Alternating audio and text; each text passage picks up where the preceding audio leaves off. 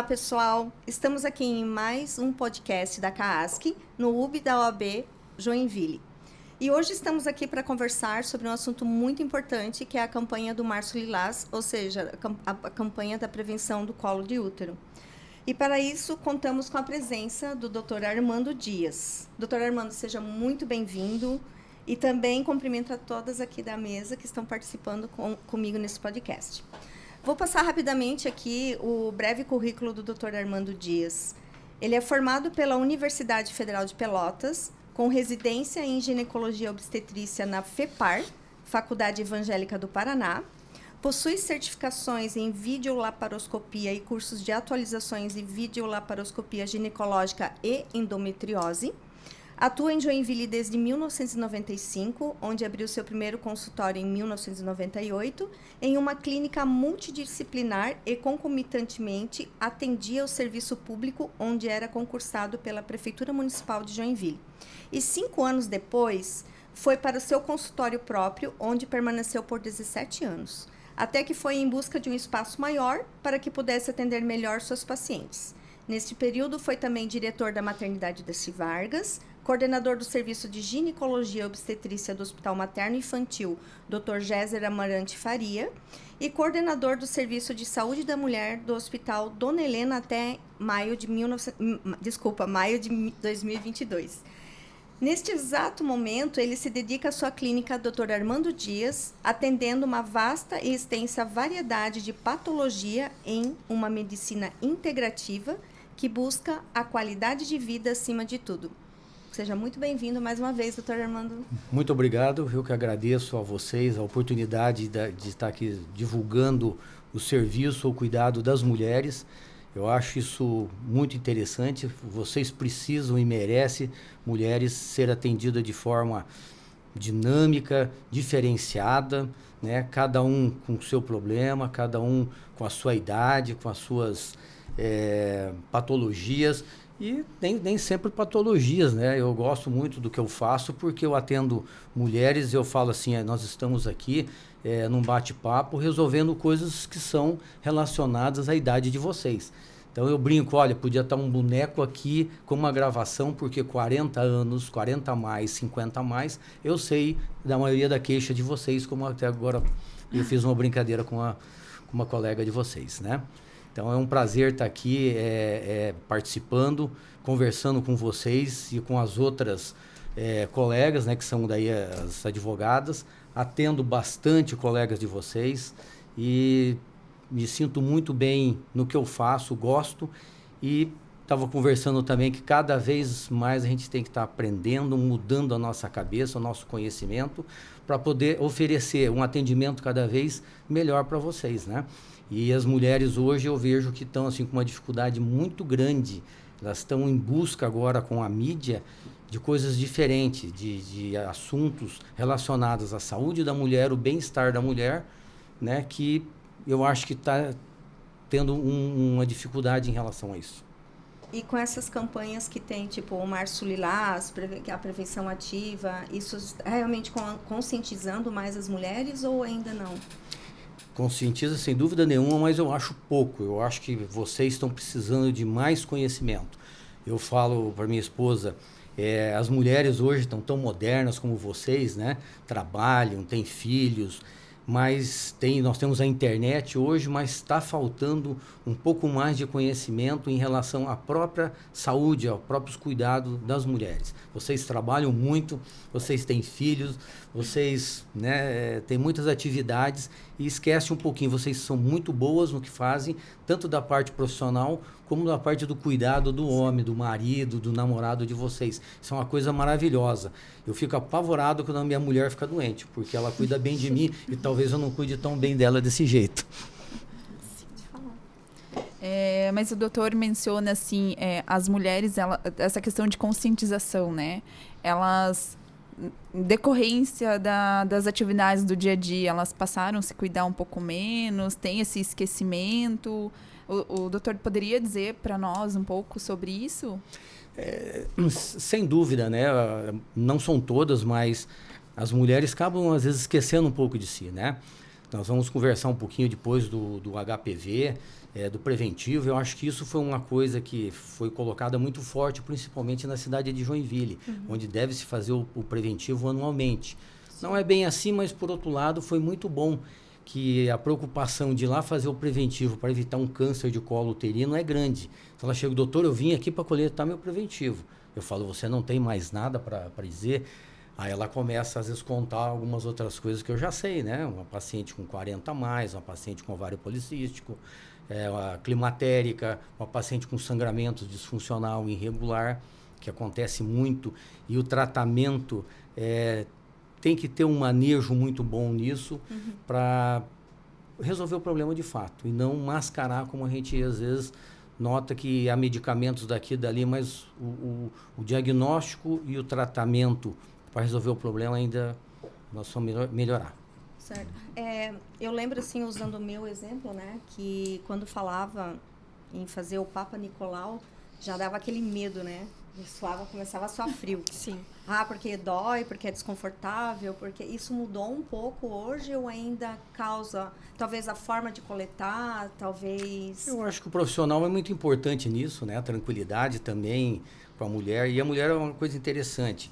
Ela, depois que ela pega confiança, cria confiança num profissional, ela fica. Eu tenho um paciente de 30 anos, como os colegas também têm seus pacientes. E aí a coisa vai ficando mais tranquila, né? Mais natural, né? Mas é uma coisa constrangedora. Ninguém quer expor seu corpo de uma forma, né? Chegar lá e se posicionar para nós coletarmos um preventivo. Mas depois que ela adquire essa confiança, as coisas ficam muito natural, muito prática.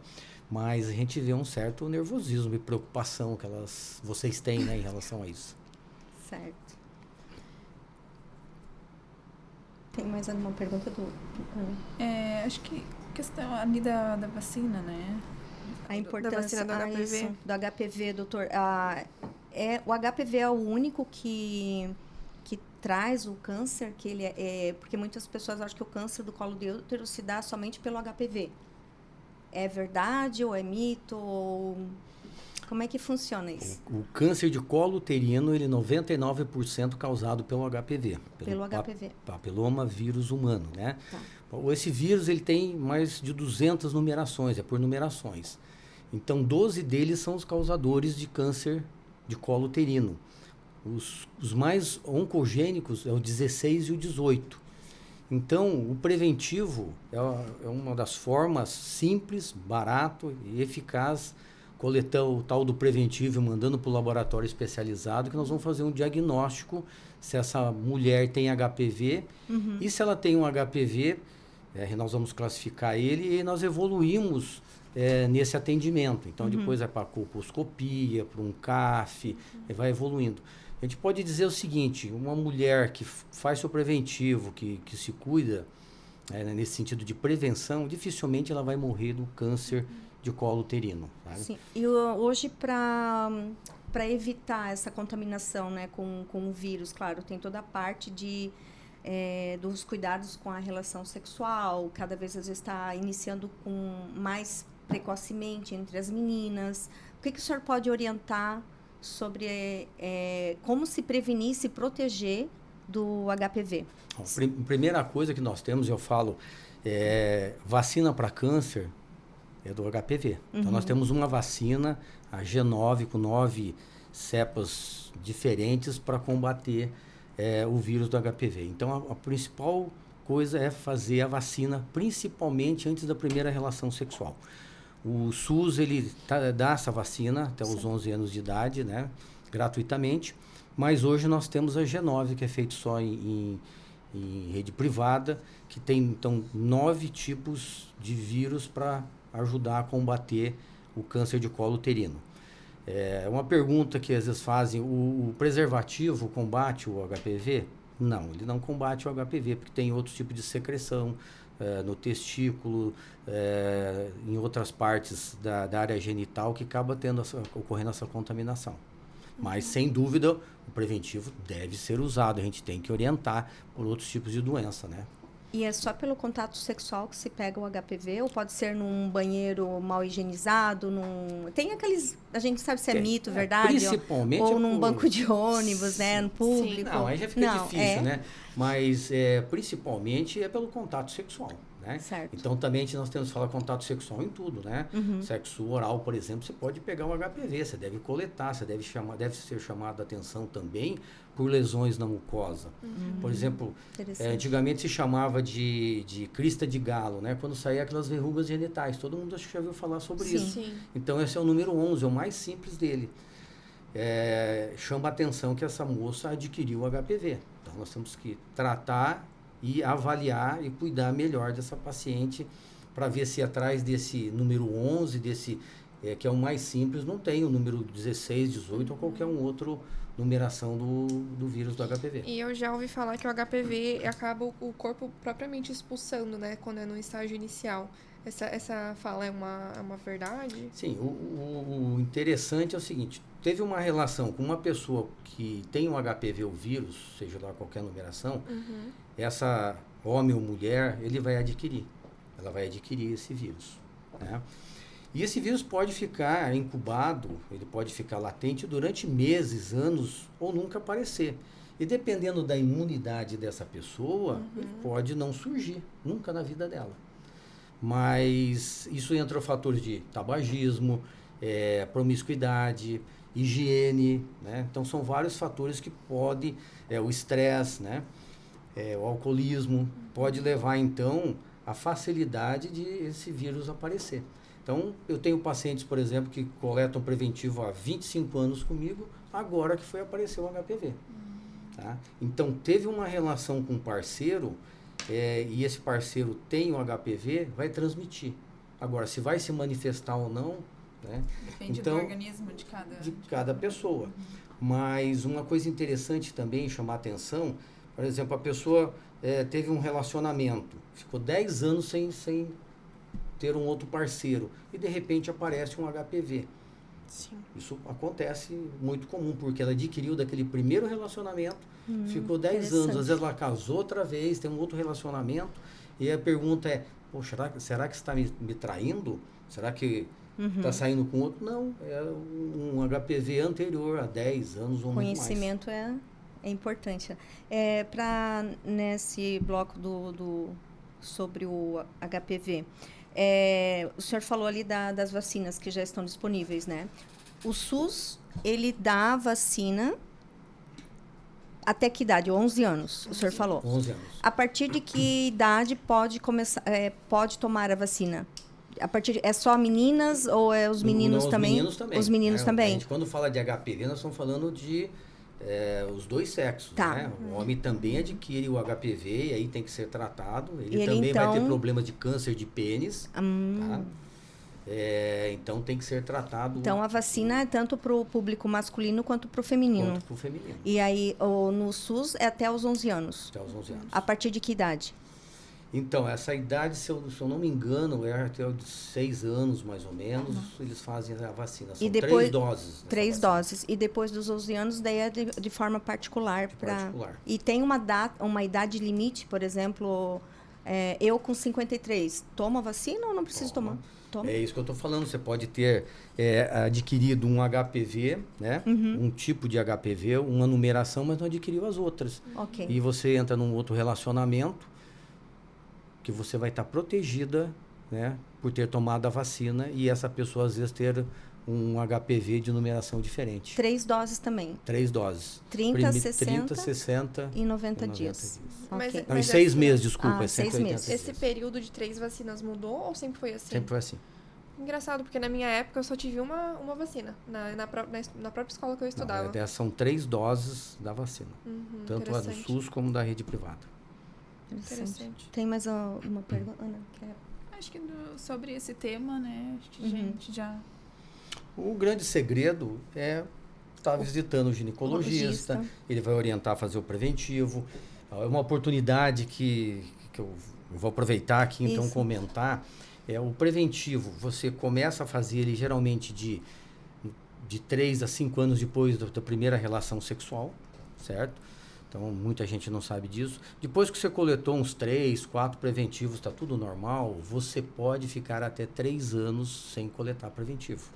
Por quê? Porque esse vírus demora de 5 a 10 anos para se manifestar. Então, às vezes, as mulheres ficam apavoradas. Olha, venceu meu preventivo agora em março, eu preciso coletar. Então, precisa de ver o histórico. Cada pessoa é diferente. Hoje atende uma que ela está em acompanhamento por ter já tirado um pedaço, que a gente fala uma biópsia, um CAF, né? Uma biópsia do colo uterino. Então, ela tem que ser liberada depois que ela já realizou vários exames, um acompanhamento, para ser liberada para coletar anualmente o Papa Nicolau. Ah, legal essa fala, porque eu acho que isso é até algo comum entre as mulheres, né? Que a gente fala que todo ano tem que ir lá fazer um exame. Eu também achava. E até pela CAASC nós temos a campanha do Março Lilás, né? Que fornece exames para as mulheres advogadas, sem custo algum. Então, todo mês de março a gente tem essa campanha de conscientização. E é legal essa fala, importante a gente saber também, porque acho que é algo que fica muito na nossa cabeça, de manter esse exame anual, né? Claro que é importante a gente manter o exame atualizado, até por conta mesmo do HPV, a gente tá ali, né? E isso é muito bacana, né? Saber que tem um mês de março, e eu quando eu trabalhava no posto de saúde Floresta, o que eu montei lá? Tinha muitas mulheres que não conseguiam fazer o preventivo. O doutor Armando foi o primeiro, quando eu trabalhava no posto Floresta, foi ele que colocou meu primeiro DIU. Era o fio de cobre. Foi lá que eu conheci ele, eu vou entregar a idade. E nessa época lá eu fiz uma coisa, não sei de onde surgiu isso, muito bacana, que eu fiz a primeira semana, a primeira sexta-feira do mês, era um dia que nós só coletávamos, lembra? Lembro. O preventivo. Então, todos os ginecologistas, os 3 ginecologistas e mais as enfermeiras passavam o dia inteiro coletando preventivo. Eu fui muito abençoada com o tratamento, porque eu achei assim, nossa, ele está aqui no postinho, um atendimento tão humanizado, que quando eu reencontrei depois nos corredores particulares lá do Dona Helena, nossa, doutor Armando, que legal te encontrar. Claro que ele não lembrava, né, de mim, imagina, mas foi muito bom isso aí. Então, foi muito... aquelas mulheres que não conseguiam fazer o preventivo, acabou com a fila.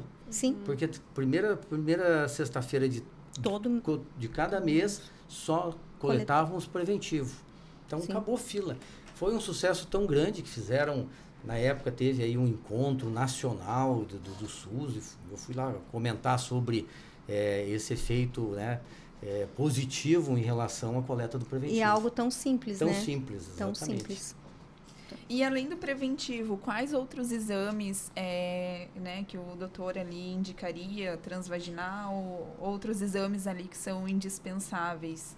Isso depende muito da idade da mulher e até da sua queixa, né? Porque a gente não pode esquecer que os exames, eles são complementares. Né? Então, não quer dizer que você faz um monte de exame que você, isso está protegida, né? Tanto do preventivo como o exame de mama. Até um índice de falha nisso. São exames simples, são um rastreamento que nós fazemos para pegar o maior número de mulheres, né, com possibilidade de ter o câncer. Mas dependendo, ou vou falar assim, eu vim fazer uma rotina, então vamos coletar teu preventivo, né? Vamos fazer exames laboratoriais, aí depende da idade, eu vou pedir hormônios, exames para ver inflamações no corpo, que hoje é muito falado sobre isso, né? Eu vou pedir os exames hormonais e vou pedir o geral, que eu falo. O que é geral? É tireoide, colesterol, triglicerídeos, entre outros. Então, dependendo da queixa, eu vou conduzir o tipo de exames que eu vou solicitar para essa mulher. Mas é muito interessante quando ela chega, ela fala, fazer uma rotina. Uma rotina. Né? E essa rotina a gente já sabe que se tem 40 a mais, eu vou conduzir de uma forma, ou 50 a mais. Se é uma mocinha de 18 anos, quando é a sua vida sexual agora, a gente vai mais pro lado de sangramento, pro lado de anticoncepção, né? Então, depende da queixa e da idade. Outros exames que estão entrando agora nos 50 a mais, né? É colonoscopia e endoscopia, correto? Exatamente. Sem dúvida nenhuma, eu passei por uma dificuldade dessa, por falta de me pedirem, né? Porque a gente também é médico, mas é paciente também. Com certeza. E eu, sem querer, acabei pedindo para marcar um exame de colonoscopia e eu estava com câncer de intestino. do nada. Tá. Então, isso me chamou muito a atenção até para as minhas pacientes. Sim. Toda paciente acima de 50 anos que me procura, ela sai com exame de colonoscopia e de endoscopia. Porque no consultório. é silencioso, né? Tipo, a gente não tem sintomas. É A que gente acaba fala, influenciando de forma silenciosa Sim. no sentido de confundir os sintomas, né? Exatamente, são cânceres terríveis, né? Então, o segundo câncer que mais mata é o câncer de colo retal.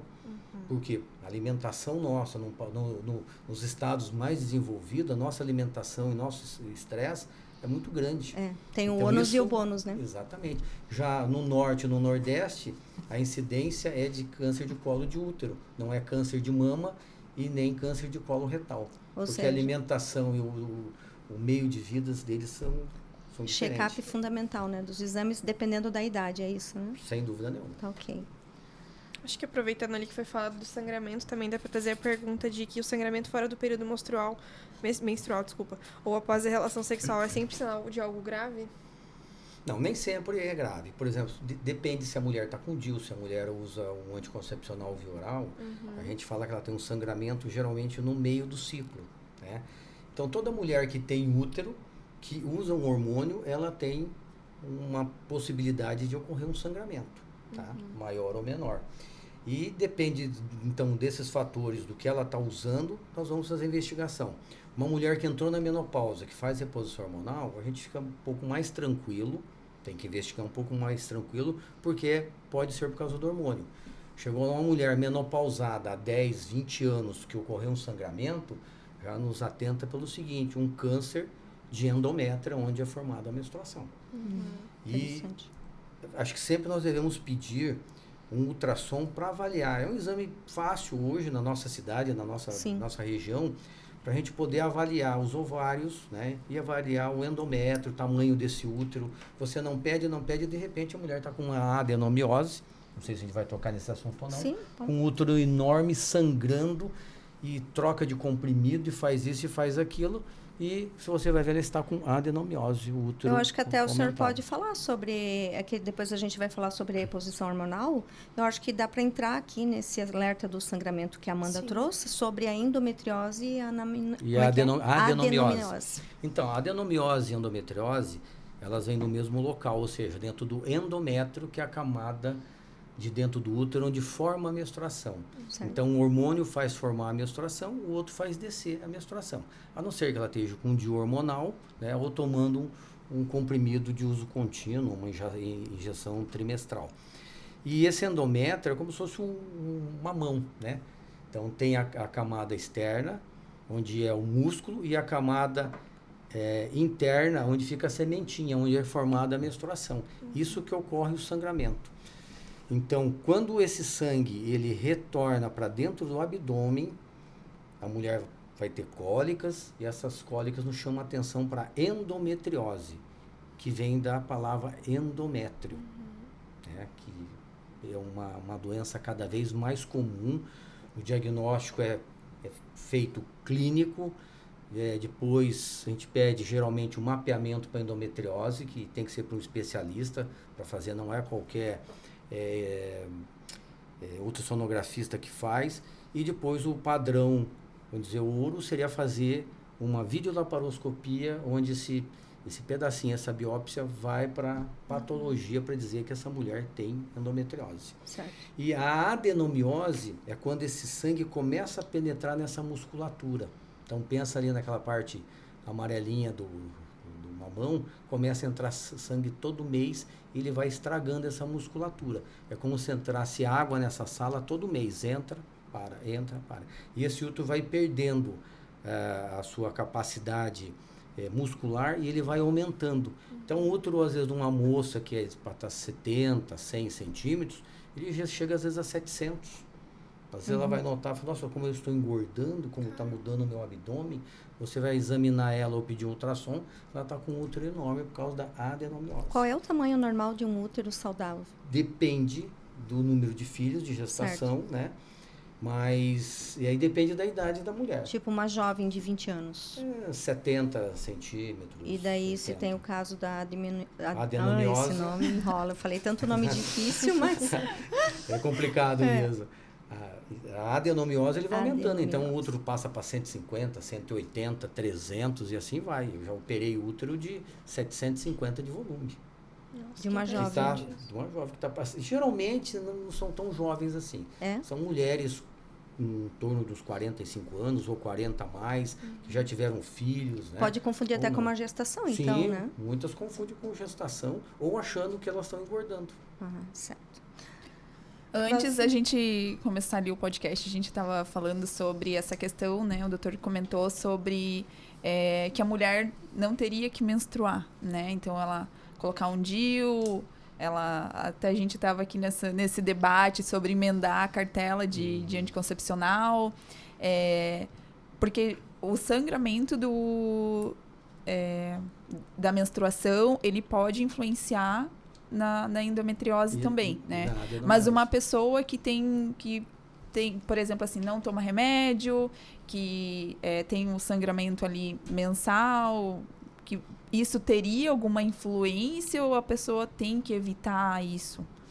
Vai depender de cada pessoa. De cada pessoa. Por exemplo, assim, nem todas as mulheres vão desenvolver adenomiose e endometriose. Isso tem a ver com genética também? Tem a parte genética, mas mais é da nossa qualidade de vida, no nosso meio ambiente, alimentação, exercício, porque são doenças inflamatórias. Mas uma moça que tem um sangramento regular, com fluxo menor e sem cólicas, não obrigatoriamente essa moça vai ter, ou todas as mulheres vão ter adenomiose e endometriose. Esse número, muitos perguntam, mas por que está aumentando? Está aumentando porque as mulheres estão tendo filhos cada vez mais tarde, estão menstruando muito, então esse fluxo de sangue tem levado a endometriose e a adenomiose. E também, como é um processo inflamatório, depende muito da sua qualidade de vida. Por exemplo, a mulher não faz exercício, ela se alimenta de forma não adequada, ela tem um estresse muito grande pela sua vida hoje, né, cotidiana, que a gente estava conversando. Então, essa mulher tem uma condição muito maior de ter endometriose. Então, exercício, alimentação, né, isso é muito importante. É uma forma de prevenção também. Uma forma de prevenção, exatamente.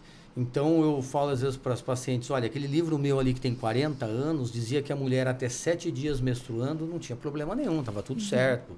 Tantas gramas de sangue, né, os absorventes, estava tudo normal. Hoje em dia, não. Então, hoje em dia, a gente vê a qualidade de vida, como vocês trabalham, né?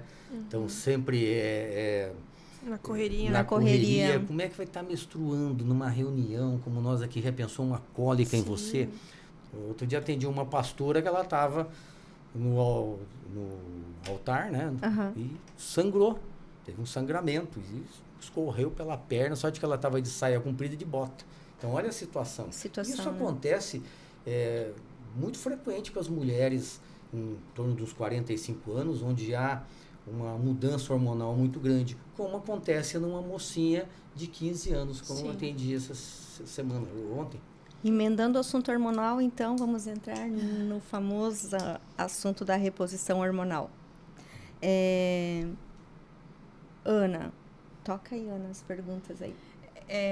A gente gostaria de saber, claro, o doutor já mencionou ali antes, essa questão que tudo é de acordo com a idade, com os sintomas, mas a reposição hormonal, ela tem uma idade que você, né, precisa começar a já se preocupar, vai depender dos exames, porque, assim, por exemplo, né, o anticoncepcional ele tem muito hormônio, então tem gente que já não toma porque já se preocupa com isso e tenta evitar o máximo de ter alterações, porque mulher é uma coisa muito louca, né? Mesmo sem hormônio, nós somos muito loucas. Por isso que é bom não menstruar, tá vendo? É uma coisa louca, então, verdade. assim, eu acho que tem uma preocupação de ficar tomando muito medicamento e alterar o nosso organismo, o nosso dia a dia, né? A nossa... Tô falando uma coisa muito louca, eu lembrei, né? Daí, então, a gente para com a TPM, então, também, né? O namorado e o marido agradece.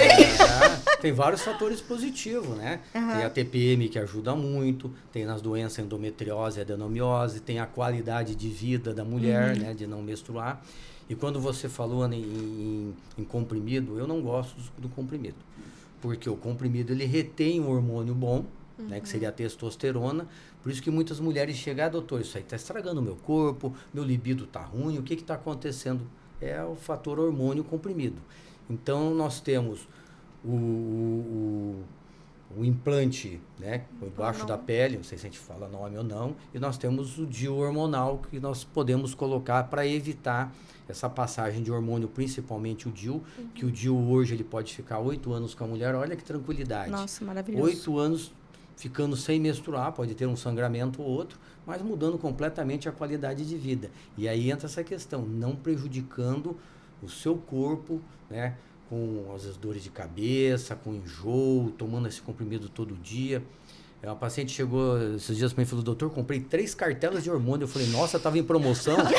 Ela falou, não, é que eu viajei, esqueci dos comprimidos, tive que comprar tudo outra vez. Olha só, o DIU não, você carrega com você. E fora aquela preocupação, você tem que tomar aquele horário, tu tem que tomar aquele horário, você porque esqueceu, senão... aquela preocupação, aquela... Como os hormônios hoje, via oral, eles estão com a dosagem menor, se você tomar um dia de manhã, um dia de tarde, um dia de noite, você corre risco, entre outras coisas, de você ter aquele sangramento de escape. Que é onde você não espera. Atemporal, né, que a gente fala. Exatamente. E sem contar também, importante, que está falando de comprimido. Tem uma vasta quantidade de anticoncepcional no mercado, uma vasta quantidade. Aí até você achar aquele que mais ou menos não te faz tão mal, olha quantos meses, porque daí tu toma um mês, daí não dá. É que os efeitos colaterais são muito grandes, né? Tanto a pele, a acne, a dor de cabeça, uma coisa interessante, alguns anticoncepcionais, eles vão melhorar a pele, tá? Porque eles têm uma ação antiandrogênica, que a gente fala. Então, tem um mito muito grande que fala assim, eu coloquei o DIU ou coloquei o Implanon e agora, olha, a minha cara estourou de espinha. Então, não é assim, é que o anticoncepcional estava fazendo esse bloqueio. Certo. Quando você tira o hormônio do corpo, ficou sem hormônio, começa a ter acne, né? E outra coisa é a questão de aumentar de peso. Então, eu engordei porque eu coloquei o DIU. Não, você não engordou porque eu colocou o DIU. E às vezes o paciente fala, tem razão, ando comendo bastante, não estou fazendo exercício. Isso começa a confissão, né? Acontece muito essas confissões depois, né? Então, a gente tem que tirar esse mito de que engorda ou de que emagrece e de que vai mudar a sua pele. Porque ele não passa hormônio pelo corpo. Doutor É muito pouco, né? Psicólogo, terapeuta e o coach. Quando eu era mais nova, eu sempre tive um biotipo, assim, mais magra, né? Então, eu tinha várias amigas na escola que tomavam anticoncepcional e aí elas falavam, nossa, eu tô engordando e eu queria muito engordar. E aí eu fui na médica e falei, você tem um anticoncepcional que engorda? Porque sim, eu preciso engordar. E aí eu tinha isso na minha cabeça que eu precisava encontrar o anticoncepcional correto para eu poder engordar. Esse era o meu objetivo. Olha só que interessante isso, né? A própria injeção tem essa fama também, né? Tem. Algumas injeções, naquela trimestral, ela faz uma retenção de líquido, né? Como a gente tem, como eu digo, eu não uso quase nada de anticoncepcional via oral, mas é melhor daí você tomar um contínuo para não menstruar, para evitar as doenças e qualidade de vida, né? Do que não tomar. Mas o ideal seria usar um LARC, que a gente fala, que é um anticoncepcional de larga duração ou longa permanência, que é os DIUs para 8 anos hoje, 8 anos, ou o Implanon, que é para 3 anos. Eu usei um que era de 10 anos. Daí seria o de cobre. Tá? De Tem cobre diferença? de prata 10 anos. É Mirena, cobre e qual que é o outro? O Cailina. Desculpa, Mirena e o Cailina são DIUs hormonais. Hormonais. Tá? Eu tô e no o Cailina. de cobre e o de prata, eles são não hormonais. E quais deles têm mais assertividade, assim? Olha, o de cobre, por incrível que pareça, são excelentes para isso, sabe? Apesar de não ter o benefício de não menstruar, a gente menstrua, mas para evitar a gravidez, excelente. Eu acho que o SUS devia colocar muito mais DIU nas pacientes, né? Lógico que depende muito de treinamento, do material, desmistificar, né? Porque é uma coisa também que eu noto quando eu coloco um DIU numa paciente, daqui a pouco vem as amigas todas ali, né? Uma meia dúzia. Uma conta para onde teve minha amiga? Então, isso é muito comum. Por quê? Você tem que fazer de uma forma, né? Eu fui speaker da Bayer 12 anos, com um certo cuidado, uma certa técnica, para dar um conforto para essa paciente. Às vezes uma anestesia no colo, né? Entre outras coisas, para melhorar esse desconforto da paciente. Né? Certo. Então, às vezes, a técnica prejudica, dá dor. E essa paciente que teve dor, o que acontece? Ela vai contar para as outras todas. Que doeu. Se alguma de vocês aqui colocou o DIU e ficou com dor, primeira coisa que você vai falar, nossa, quase morri ontem para colocar o DIU. E não é assim, né? Não. E esse mito sobre o câncer vezes a reposição hormonal? Isso câncer, nós estamos sujeitos a mudanças genéticas, né? E ocorreu o câncer. Mas o hormônio, usando ele com equilíbrio, com harmonia, os hormônios bioidênticos de preferência. O que é bioidêntico? Né? Bioidênticos são os hormônios mais parecidos com o que o nosso organismo produz. Então, hoje nós temos a capacidade de ter pellets bioidênticos hoje. Né? Então, usar hormônio, no meu ponto de vista, seria o gel, mas o gel tem uma situação que 1/3 ou 1/4 das mulheres não funcionam bem. Porque você tem que passar. Quanto menor a área que você passa, maior a absorção. É o contrário do que pensam, né? De passar em grandes áreas. Passar em regiões onde não tocam em crianças ou em parceiros, isso é uma coisa interessante. E você deve esperar secar esse gel naturalmente. Depende de onde você faz esse produto, depende da temperatura. Então, são fatores que Porque nem atrapalham. todo produto é manipulado, né? Quer dizer, tem alguns, por exemplo, a testosterona, ela é manipulada, dependendo da miligramagem que a mulher precisa usar. Exatamente. Ou tem, por exemplo, o estradiol já tem, que você já pode comprar. Tem formas comerciais, tem várias formas que já é melhor, né? Eu falo isso porque eu já usei das duas formas. Eu já o pellets, que até o senhor pode explicar o que é, né, para os nossos ouvintes, e a do gel. Na correria do dia a dia, claro que o pellets é muito melhor. O que é pellets? Pellets é simplesmente uma forma de uso do medicamento. Certo. Então, pellets, ele parece um comprimido, né? Ele é bem firme, compactado sobre alta pressão e temperatura, e que vão, por exemplo, tem testosterona, tem estradiol, tem metformina, tem vários medicamentos em forma de pellets. E de acordo com o peso, com a necessidade, nós fazemos essa implantação. Certo. Essa implantação, geralmente, eu gosto de fazer na região da cesárea ou aqui no dorso, né? Na região um pouquinho assim em cima da nádega ali, a gente faz uma anestesiazinha local e tem um aparelhinho que você coloca os pellets. Ele leva em torno de 10 dias para começar a absorção dele e a duração é em torno de 6 meses, mais ou menos. Ele vai liberando gradativamente. Dependendo da quantidade, vai de 3 a 4 pellets numa aplicação ou é só um? Como é que funciona? Depende, o que você está usando, você pode usar sim, né? Por exemplo, em homens, chegam a usar às vezes 6, 8. Em uma aplicação só? Depende da miligramagem, depende da necessidade. E mulheres, a gente toma sempre muito mais cuidado com isso, né? Então, de acordo com o peso da mulher, né, de acordo às vezes com o exame, nós fazemos uma dosagem. Então, é individualizado, tanto o gel como os pellets sendo individualizado para cada mulher. Isso tudo o senhor conhece através dos exames individuais que cada uma faz, Principalmente da sua queixa. Tá. Então, quando chega uma mulher, que eu falei, a gente está sempre repetindo isso, uma mulher com 40 a mais, eu já tenho uma noção de que exame, de que hormônio está faltando para ela. Nós temos 3 hormônios básicos, né, a mulher, que é a progesterona, que é naquela época de gravidez, né, de progestar, de estar grávida, onde ele está muito aumentado, aí vem aquela sonolência, aquela mudança de hábitos, emotiva. Então, é um hormônio muito interessante que nós devemos usar para cuidar do endométrio dessa mulher, evitar câncer, mas também para deixá-la muito mais tranquila, um hormônio importantíssimo. O segundo, que com 35 anos, e principalmente com 40 a mais que ele cai, é a testosterona. É um hormônio que faz o quê? É onde vai dar a libido, a disposição e a massa muscular. Menos, mas ele ajuda na massa muscular também. Nós temos outras coisas para melhorar. E o terceiro, que vai dar o calorão, o fogacho, é quando a mulher entra na menopausa.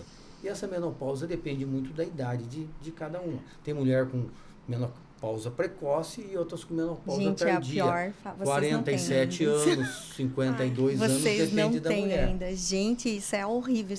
Tipo, perde qualidade de sono, perde qualidade de vida à noite, porque tu tá assim, 10 minutos tu acorda, parece que tu tá em chama, e 10 minutos depois tu tá morrendo de frio. Então tu fica, vai lá, Exatamente. E vai. aquele calorão, né? Isso. Tira a casaca. Não, aí eu tive que comprar 2 cobertas de solteiro, porque coitado do meu marido, ele passava frio, porque...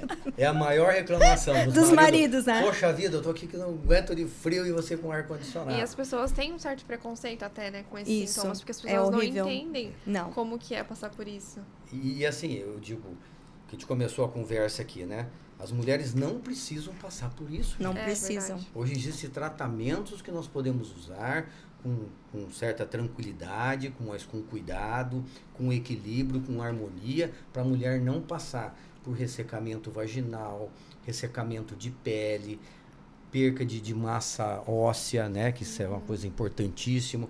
Então a gente trabalha com longevidade, é um envelhecimento com saúde. Então muitas falam assim, doutor, não tem nada disso que o senhor está falando. Eu falei, que bom que não tem, e a gente está trabalhando aqui para você não ter essa situação daquela velhinha, né? Toda, ou velhinho, né, barrigudinho, todo sem músculo, né? Sarcopênico que a gente fala, porque vai ficando velhinho, você a questão é não se mexer. É pôr o banquinho, que é a pior situação, pôr o banquinho para vovó ficar lá com os pezinhos esticados, fazendo crochê. Você faz mais Faz, né? faz, ixi, faz. Mas vendo as novelinhas da 6, né? Não, então, essa é a pior posição que tem para deixar uma pessoa de idade. Tem um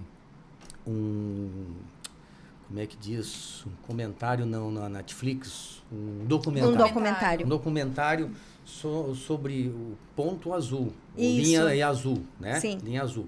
Onde as pessoas vivem mais de 100 anos. Por quê? Eles têm uma vida saudável, eles não pegam a pessoa de idade, né? E deixam ali embaixo no conforto. A casa é lá em cima, vai ter que subir para lá, né? Principalmente nas cidades italianas do interior, Exatamente. né? Então, a longevidade lá é bem as maior pessoas do que tomam vinho, as pessoas dançam, as pessoas são felizes. ativas, né? Tem um deles com 103 anos laçando boi em cima de um cavalo, né? Mas assim, eles não usam nada. É o ponto azul, né? Esse documentário, né? Zona azul, a né? Zona Azul, Zona isso. azul. Então é bacana isso. Eu tenho só uma dúvida, depois até a Ana pode ir, a Amanda, porque a gente ouve muito assim, né? Tem muito mito do você vai repor hormônio e você vai pegar câncer. Vou pegar, né? Vou pegar o câncer, adquirir o câncer. Isso até eu falo porque o meu esposo não aceitava repor a testosterona, porque para ele eu não vou repor, isso que era médico, né? Não vou repor porque eu vou ter câncer de próstata. Não, eu não vou me arriscar a repor hormônio porque a minha mãe falou, você tá louca a repor hormônio, eu não tenho, graças a Deus, histórico de câncer de mama, de útero na família. Eu tive um carcinoma de pele, mas tranquilo. Mas, como eu estava falando para Amanda no início, né, daqui, antes do senhor chegar, quem tem predisposição genética de câncer de mama, de útero na família, ele pode aumentar o risco, mesmo sendo bioidêntico? Muito pequeno, né? Então tem trabalhos hoje com mais de 10 mil mulheres mostrando que a reposição hormonal ela acaba nos ajudando, não prejudicando.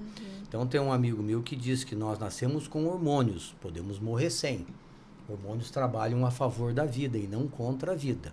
Okay. Tá? Mas tudo isso eu digo, você vai fazer os exames, você vai ver a paciente, você vai ver o tipo de hormônio que você vai usar. Então, tudo com harmonia e com equilíbrio, gente. A maior preocupação, e muitos colegas não têm conhecimento dessa questão hormonal e criticam, né? Outro dia uma colega falou, Armando, não me fale em testosterona para mulher. Poxa, o que eu vou te dizer, né? Uma gineco ou não é gineco. Tá. Mas também tem, tá? Então, nós temos uma proporção de hormônio estradiol que o homem tem que ter, né? E a mulher tem que ter uma proporção de testosterona. Então, a mulher tem uma proporção pequena de testosterona, onde vai melhorar certos pontos. E o homem, não adianta ele estar com 3 mil de testosterona, que é de 200 a 800, mas os caras usam 3 mil, e aí tá com estradiol baixo, vai estar tudo ruim, vai estar com libido ruim, vai estar com uma série de coisas ruins, né? E a mulher a mesma coisa, então tem que estar equilibrado. Né? O nosso corpo tem que estar com equilíbrio de vitaminas, de hormônios, de alimentação e de exercício. Então, eu trabalho na minha clínica com esses 4 pilares. Vamos fazer exercícios, sim. Vamos nos alimentar o melhor possível, tirando o quê? O açúcar branco, tirando as farinhas, né? Que isso acaba nos inflamando e é muito difícil essa alimentação. Eu digo, comer a gente até, o almoço até vai bem, mas à noite nós vamos sair daqui agora, o que nós vamos comer? Né? Pizza. Hambúrguer, alguma coisa assim. Não, é interessante mesmo. Então, são esses 4 pilares: exercício, alimentação, hormônios e vitaminas. É isso que eu trabalho dia a dia para tentar manter uma vida saudável. Só que quando a gente repõe, vamos supor, a gente está lá se arrastando, não sente ânimo de trabalhar, muito menos cuidar da casa, quer só lagartear quando chega em casa, mal, né? Estou falando de mulheres aqui na nossa, porque a maioria tem a primeira jornada, a segunda, a terceira, a quarta jornada. Não tem ânimo para ir para uma academia, não tem ânimo, né? Só que quando repõe o hormônio, que começa a ter o equilíbrio, é natural você gostar de ir para academia porque o corpo muda. Vai ter mais motivação, né? A tua motivação muda. Tu acaba amando a academia, né? Exato. Tem até uma história falar em amando. Eu fui no computador esses dias assim, odeio exercício, odeio academia. A sua paciente? A paciente. Aí ela chegou pra mim, depois da reposição hormonal, a gente também tem que cuidar. 2 meses ela retorna, a gente faz os exames, pergunta como é que ela tá, que é a coisa mais importante. Você faz, então, esse acompanhamento, né? Faço, sim. A gente tem todo um cuidado, um computador, uma técnica, né? Uma enfermeira cuidando disso, trabalha comigo. E ela chegou toda feliz da vida, sorridente, e ótimo assim, falou, doutor, eu estou amando a academia. Eu bati o olho pro computador e falei, sua mentirosa, tá escrito aqui que você odeia academia. Mas é isso que você falou. Quando ela começou a perder peso, começou a ir pra academia, começou a melhorar a disposição dela, ela começou a se amar. Então, reposição hormonal também faz milagres. Olha, podemos dizer que sim, né? Então, são vários fatores que nos ajudam. No caso dela, começou a ir para academia todo dia. Não, gente, olha, a reposição hormonal é vida. E outro dia eu cheguei lá, eu fui fazer uma reposição que ela já tinha feito, e ela conversando com essa minha enfermeira. E ela falou, acho que eu tô ficando louca. Eu tava deitado em casa lendo coisa que eu não fazia, de repente me deu uma doideira, guria. Eu levantei e fui caminhar. Ver como é que é, né? Que disposição. Então não adianta você falar assim, ó, fulana, você agora vai pra academia, que você tem que perder peso, você tem que se cuidar.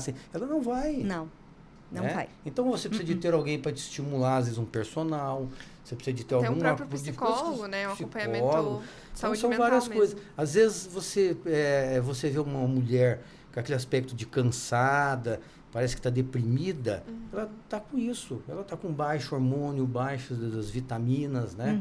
E desmotivação. Então você tem que tomar cuidado, às vezes, usar um antidepressivo, não que não deva, né? Isso não é comigo. Mas você tem que avaliar essa paciente e ver o que está precisando.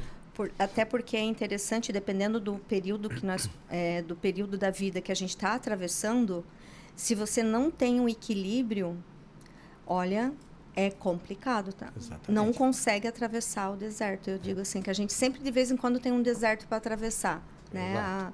Eu falo mais do lado da mulher. Eu sei que para o homem também tem esses períodos, mas no lado da mulher, se ela não está com o hormônio equilibrado, com a saúde mental ok, com uma estrutura assim... Toda essa estrutura, a gente pensa que não existe, mas existe, né? Existe, todos nós. Se tem um pilar que está desestabilizado, que a roda não está redonda ali, olha... ladeira abaixo. A gente não consegue atravessar. Eu não sei quem que brincou, você tem que ser meio psicólogo, Eu falei. médico, Na verdade, é coach. Sentir, o senhor é o coach das Exatamente, suas você pacientes. Tem que sentir o que está precisando. Eu vim aqui para fazer uma rotina, um check-up. Sim. Você olha, mas... É que muitas pessoas também não têm condição de ir em um médico de cada especialidade, né? Então, o próprio ginecologista consegue englobar... Dependendo é o médico da mulher. Sim. Então, tem coisas que eu não faço. Eu não faço mama, eu não faço patologia do colo. Tem coisas que eu não faço. Hoje eu sou direcionado a videolaparoscopia, a estética vaginal, a reposições hormonais, a tratamentos, né, de endometriose, de adenomiose, mas tem coisas que eu não faço, eu encaminho. O senhor é um dos Sim. poucos especialistas em Joinville, eu acho, que trata de endometriose, porque é A difícil. gente não fala especialista, eu sempre me dediquei, gostei muito de estudar e me dedicar, então eu faço parte de um grupo hoje, que é a Sobrapem, Sociedade Brasileira de Ensino, Pesquisa e Treinamento, né, no Brasil, que está voltado à endometriose e adenomiose, inclusive com trabalhos publicados internacionalmente. Foram 2 o ano passado. Então, como diz um amigo meu, nada aqui é no achismo. Certo. Tudo aqui tem ciência, por isso que nós montamos essa sociedade, Essa é a nível nacional. nível nacional. Nível nacional. E é bom a gente saber, né, que porque a mulher, ela nunca sabe se é falta de vitamina, se é uma preguiça ou Falta de hormônio. ou se é uma depressão, né? É. Mas- Isso é uma Então, TPM. A gente Mas não consegue identificar, porque é muita coisa. Exatamente. A mulher, por exemplo, assim, a minha mulher fala, tá, você chegou, você trabalhou o dia inteiro, tudo legal. Chega em casa, toma um banho, bota o pijaminha e aí não faz mais nada. Certo. Fica no telefone, na TV, lá.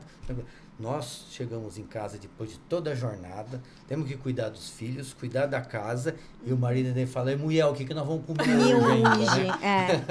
Não é assim que É, funciona? isso. e daí tem até outra historinha assim, ó, que ela já vai com o paracetamol, bota do lado da cama, né? E diz assim, não, hoje tô com dor de cabeça. Dor de cabeça, isso é bastante comum. Agora, se você tratar, as coisas invertem. Então, o tratamento, falando da reposição hormonal, o ideal é que o homem e a mulher estejam no mesmo Alinhados, patamar. né? Então, Sintonia. quando a gente começou a namorar lá, sei lá, seus 20, 25 anos, os dois eram iguais.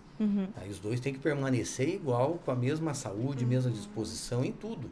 Porque senão fica desigual. Até é interessante que o senhor coloca isso, porque com certeza melhora bastante, inclusive, a vida conjugal, né? Sem dúvida nenhuma. Uma amiga minha em Salvador, no final da palestra dela, ela é uma sexóloga, ela falou assim, gente, continuem fazendo o que vocês estão fazendo, porque eu tenho muita queixa de casais, às vezes casais separando, brigando, e a gente vai ver, né, no nosso diagnóstico, é simplesmente falta disso, né? E quando a gente deixa o casal da mesma forma, isso se torna muito gostoso, muito interessante, porque eles voltam naquela situação. Outro dia uma paciente falou assim, agora, doutora, eu até dou beijinho no bigodinho do meu velho. Achei muito, Né? muito interessante essa sim, porque eu brincadeira. conheço mulheres que, vamos brincar aqui, né, possuem um fogo ardente, né? E às vezes o marido já não tá mais lá. Porque a gente pensa só que é o homem que sempre tá com a libido alta e a mulher sempre com a libido baixa. Mas existe ao contrário também. Sim. A mulher Sim, tá com a sim, libido boa, equilibrada, e o homem, por estresse ou por falta de hormônio, ou, né, Cada ele... vez mais, tá? É. Eu vou te falar para você que às vezes a paciente vai, faz reposição hormonal, depois ela leva um marido para conversar comigo. Certo. Tá? E a gente está vendo assim, com essa questão do estresse, da ansiedade, da alimentação, da falta de exercício, que os homens com 40 anos, que era para estar numa outra situação, se você for dosar, não é que ele não produza, entendeu? Ele produz a testosterona, só que está tudo desequilibrado, porque ele está numa situação assim, obeso, ou sobrepeso, o estresse do dia a dia. Então, a paciente outro dia falou para mim, doutor, o marido chegou em casa assim, falou, amor, eu vou tomar um banho, vou comer alguma coisa e já vou dormir, tá? Ele já deu a dica, nem me vem me procurar que eu tô Ok. cansado pra caramba. Não, É né? assunto bastante, dá para É bastante coisa. dar um segundo podcast. Tem mais alguma coisa ou não? A gente tinha selecionado aqui uma pergunta, né? Se é mito, se é verdade, da reposição hormonal, ela proteger contra o Alzheimer, infartos. Isso é mito, é verdade? Isso é verdade, né? Por exemplo, assim, a gente sabe que a mulher tem uma proteção maior, né, cardiovascular do que o homem, porque o estradiol faz isso na mulher, né? Então, tem esse fundo de verdade. E hoje tem trabalhos mostrando que a mulher, quando entra na menopausa, que tem o tal do fogacho, né, dos calorões, ela acaba fazendo microcalcificações no cérebro. Então, esse estudo acabou mostrando que a tendência de demência é muito maior nessa situação. Certo. Então, doutor Armando, infelizmente... Infelizmente, já terminamos. Super produtivo, né? Foi vida. muito produtivo, Que mas bom. a gente percebe que é assunto para mais conversa. Muito interessante, com certeza. Espero que vocês tenham gostado do nosso bate-papo. Ana, tem alguma colocação final aí para... eu acho que foi bem aproveitoso. A gente sempre tem muitas dúvidas. Sim. É que vai trazendo para caso pessoal, caso de amiga, caso de família. Isso, então vai abrindo muito leque. A gente tem sempre muita coisa para falar, para conversar. Né? E numa consulta médica, a gente não consegue... Imagina, isso aqui, a gente não consegue descobrir tudo isso numa consulta médica, né? Eu converso bastante, sabe? As minhas consultas levam em torno de 30 a 40 minutos. Porque eu procuro abordar, eu sei que às vezes é cansativo, mas eu tenho que colocar muitas coisas que são tabus, como nós conversamos aqui. Então eu preciso de tempo, isso também me desgasta bastante. Sim. Apesar de atender um número bem menor de pacientes hoje, mas o meu desgaste também é grande para poder tirar tabus, explicar, mostrar, orientar, né? E como eu falei, é importantíssimo cada vez mais essa divulgação, né? Para as mulheres poder tratar. Então, como você acabou de falar, a gente começa a pensar em nós mesmos, né? Eu estou com isso, eu estou com aquilo. Então, isso é importante, né? É uma divulgação para chegar cada vez mais às mulheres, né? A internet está aí, pena que às vezes, não sei, tem muita coisa também que não dá para a gente levar em consideração. Sim, não dá para levar. Então, às vezes chego com algumas conversas e falo, meu Deus do céu, mas hoje tão moderna, vem falar um negócio desse. Mas né? Às vezes você procura as coisas, ou chega até você coisas erradas. O próprio chat GPT, né? Também, ele alucina, né? Tô com isso. Ele tá alucinando, como é que resolve? Mas aí tem o que cuidar, tem que cuidar. Às vezes quando coloca assim, eu chamo ela para ver um preventivo, ela põe lá, né? O que pode dar um preventivo alterado? Pronto, câncer, já vai com já chega a estar chorando. O que foi que está chorando? Não, o preventivo aí, doutor, isso aqui? Não tem nada. Eu te chamei aqui por causa de outra coisa, tal. Doutor Armando, mais uma vez, gratidão mesmo por disponibilizar esse tempo com a gente, um tempo de qualidade. Espero que seja muito profícuo, que ajude muitas mulheres, né? Homens também que estão nos ouvindo e que com certeza terá um próximo bate-papo. Isso. Muito obrigada, boa noite a todos. Eu agradeço É difícil se acostumar. É difícil se acostumar. Agradeço a oportunidade, né, de poder estar aqui. Achei muito interessante também. Fazia tempo que eu não participava de nenhuma conversa. E desse tipo não também, algumas entrevistas separadas. E é gostoso que você pode conversar, você pode explicar, você pode expor as coisas. Não são perguntas secas, né? É isso ou aquilo. Então, eu também tive a oportunidade de colocar meu trabalho, de vocês poderem fazer as perguntas, tirarem as dúvidas pessoais e não, das né? amigas. Então, isso foi muito legal. Muito obrigado pelo convite de vocês, tá?